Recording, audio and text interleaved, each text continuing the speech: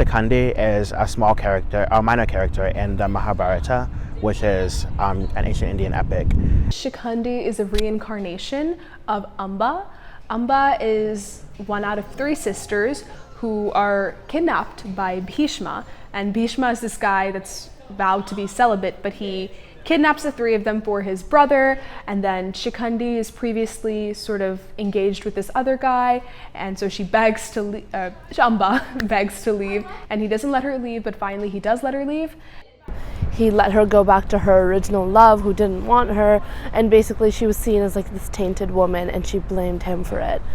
So she kind of went to the forest and like prayed to be able to take revenge on him. And Shiva, who's a god, came down and said, look, here's the deal. This guy has this boon from the gods, and so he can't be killed. But in your next life, I'll make sure that you're the reason for his death. So she kills herself and is reincarnated as Shikhandi.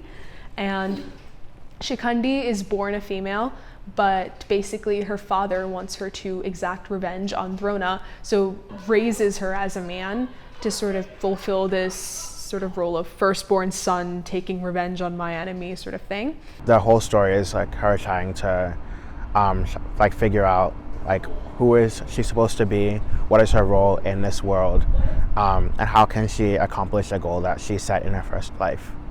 Bhishma, I bet you wouldn't kill me for I was a sheep. I recognize you, Amba. You look like a man. I won't fight you. You're a woman. Finally, she's the one that's the most responsible for Bhishma's death, which fulfills Amba's boon, because Bhishma can neither be killed by man or woman, neither in day or night, and Shikhandi is the reason that he eventually meets his demise.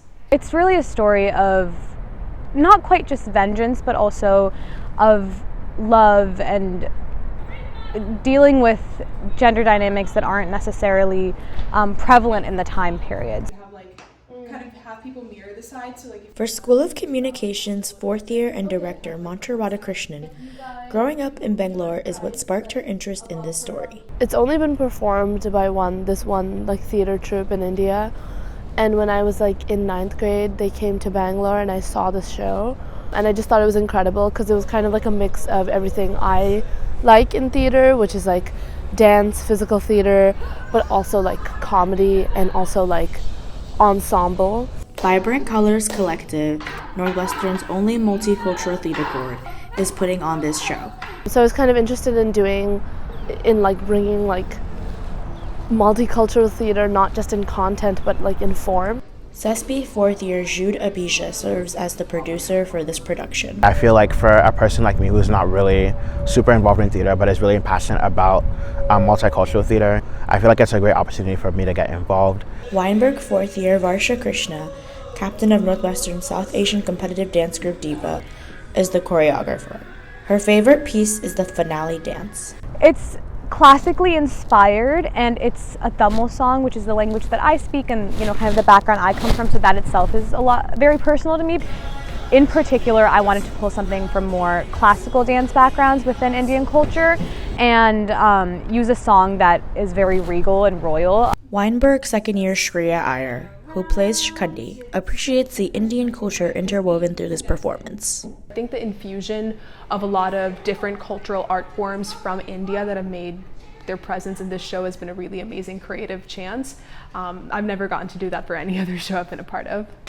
Ensemble member and Weinberg 3rd year Sanjana Rajesh emphasizes the artistic variety. There was like a wide range of different types of like medium represented. The show will take place at Shanley Pavilion this Friday and Saturday. This will be the show's first performance in the United States. Also, I think that something that is integral to the story is like the lack of like labeling, and just the acknowledgement that like queerness in India does not conform to the labels that like Americans put on a lot of things. I want people to take away sort of how multifaceted a lot of Indian mythology is and multicultural societies are. I think that's definitely a theme in this play, is like kind of criticizing like contemporary homophobia and transphobia and confronting patriarchy. I hope that in general, like other people who come to the show who are not involved in it are just kind of like open going forward to the possibility of us exploring different forms of theater on campus. I hope that when people come to see the show that they feel at home, that they feel cozy. I hope they feel motivated to dance along. For NU Asian, I'm Meryl Li. The theme for Volume 32 of NU Asian is Mythos, exploring mythology, fables, and myths in every way possible. For more stories like this, stay tuned for our website at nuasian.com to see our magazine and multimedia stories.